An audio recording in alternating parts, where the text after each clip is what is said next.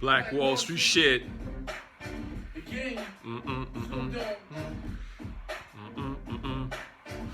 Da, da, da, da, da. This is the only song by this nigga I ever liked.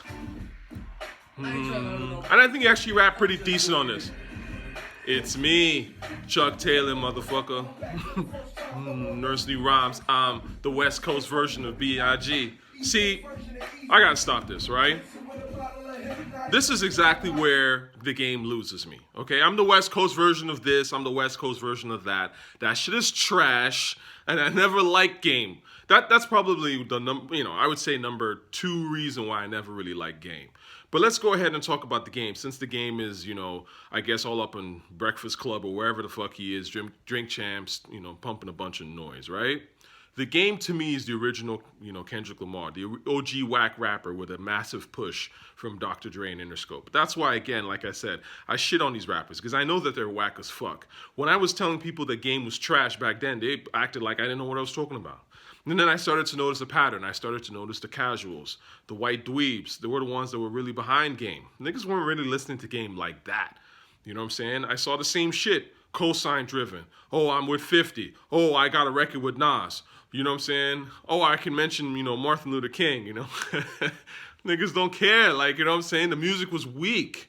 All right? And this is the thing for me with Game. I never liked this dude. I remember when he came out with How We Do. I'm old enough, man. You see the grays in my hair. You know what I mean? Like, I remember when How We Do came out and dude was like, fresh like, And I was like, that's garbage. That's garbage. Who starts a record off with fresh like, Fresh like, Impala, Sound like a Valley Girl and shit, man. Come on, man. That's what I'm saying. It sounds cute to people that don't really know and people who aren't really into rap like that. But, when you listen to rap a long time, you kind of know what sounds like, shit and what sounds pretty decent. And the game to me was never that great. His best song, his most sort of celebrated song right now, I would say as a legacy is, sort of Father Time Has Passed, is obviously Hate It or Love It. And like I said that back then that was his best record, but that's his best record because it's 50 that was on that shit. Because 50 started that shit and killed it. The hook was dope. Everything about that song has everything to do with 50 and nothing to do with the game. You know what I mean? Again, this is what I'm talking about. Like, the game hasn't really made a song on his own that exhibits the game as an interesting person or someone that's artistically, like fascinating or whatever, or just even some really stylish, hot, crazy, dope shit. It's always, I'm on this guy's team. I'm riding with this guy. Dick rider shit. Now, he did, destroy Meek Mill. I like that. When he did that Pest Control, that shit was funny. And that was probably one of the best things he ever recorded. I'm going to say that now. I'm sure someone's going to be parroting that opinion in a couple months. But I do think that him destroying Meek Mill is one of the most interesting things the game ever did in his career.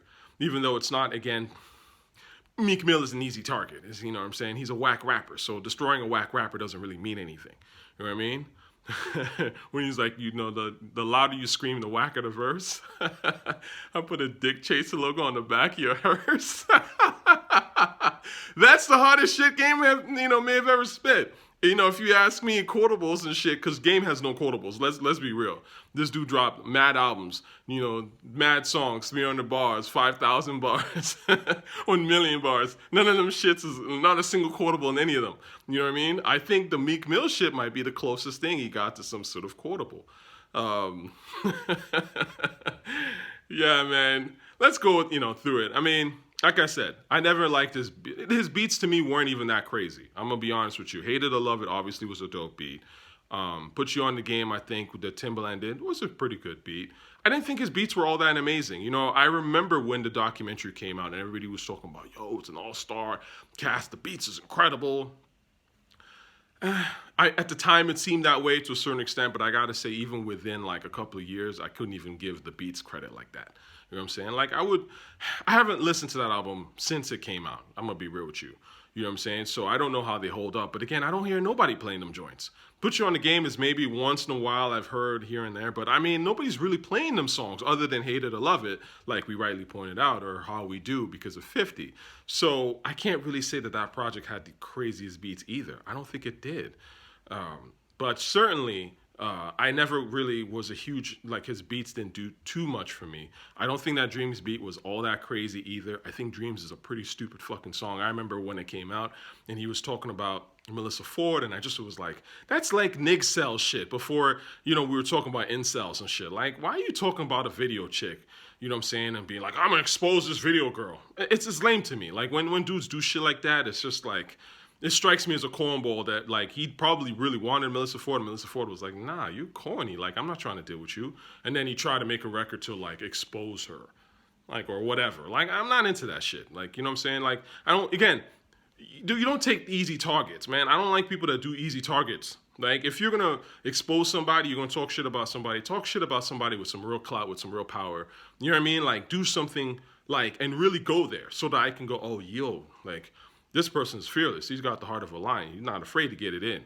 But if you start taking cheap shots at people who are not even relevant like that, you know what I'm saying? And that's no disrespect to Melissa Ford, but she's not a rapper. Why are you making songs dissing her and shit like that? Or, it's weird. You know what I mean? Anyway, so I never really liked, obviously, the beats. I thought what he used to say was dumb as fuck. You know what I'm saying? I'm the West Coast version of this and that with no bars. It was all dick rider shit. You know what I'm saying? So it's not a surprise to me, right? I didn't think anything he said was really captivating. And, vocally, I don't think he was that strong either. I don't think he was horrible, necessarily. There are worse rappers, but his vocals were a bit generic. You know what I mean? It's like he never really figured out who he wanted to be vocally that, again, is captivating and makes you want to pay attention to who he is. Like that song I played earlier, where he was with Snoop, to me was the best vocals I've heard from the dude. And I mean, I wouldn't even say that was like the craziest rhyme vocals I've ever heard or anything that's like super incredible. Snoop comes in and you can tell the difference right away on that Whutchu Drinkin On song. Snoop comes in right away and you're like, yeah, superior rapper has showed up. You know what I'm saying? Right away, vocally, rhyme-wise, everything. It's like, oh yeah, finally a fucking rapper has shown up on the scene. You know what I mean? The way Snoop came in and just murdered that, right? I kind of wish he did a video for that, but it is what it is. So, long story short, man, you're not the only one that thinks the game has always sucked. You know, real talk, I always thought that dude was straight garbage. But, again, back then, hip-hop has become like this now. Again, the seeds of this shit I've seen now, like with Kendrick and stuff, where it's like they try to freeze heads out of the conversation. A lot of times they try to get the casuals, right? The music business wants the casuals' opinion, right? Which, of course, they create the casuals' opinion, which is what's crazy. So they try to make it seem like, oh, Heads is really fucking with this rapper. But in reality, Heads don't listen to these niggas. You know what I'm saying? Like, we really don't. Like, and you're going to say, yo, Tochi, what the fuck do you know? I know a lot, man. I've been listening to rap a long time. And I've been in different areas, man. Like I said, I've traveled. You know what I mean? I've lived in different cities. I've hung out with hip-hop heads all over the fucking place. So I know what gets played, to be honest with you. You know what I'm saying? There isn't a scene in hip-hop that I don't know about. So when you guys talk about like, oh, this was a regional classic, you wouldn't know because nah, man, Game was never like that. Like, yeah, okay, if Game got a lot of play in Crenshaw, that's cool, but I don't give a fuck. Hip hop is worldwide. You know what I'm saying? I'm into the guys that got played everywhere, really. You know what I'm saying? Like the shit that we respect, because hip hop, if it's dope, it travels. That 3 6 Mafia shit, you know what I'm saying? That was in Memphis, that shit traveled. You know what I'm saying? That VA shit, the Memphis, that Timberland and Missy were doing, that shit traveled. You know what I'm saying? If this shit don't leave your state, it don't leave your city, that shit's whack. That's the definition of whack. Jay Dilla was in Detroit. He repped the Detroit heavy. That shit traveled. You know what I'm saying? So don't give me that garbage about, yo, you don't know because you East Coast bias. Nah, it ain't got nothing to do with that. You know what I'm saying? Hip-hop is like, if you dope, you dope. No excuses. Peace.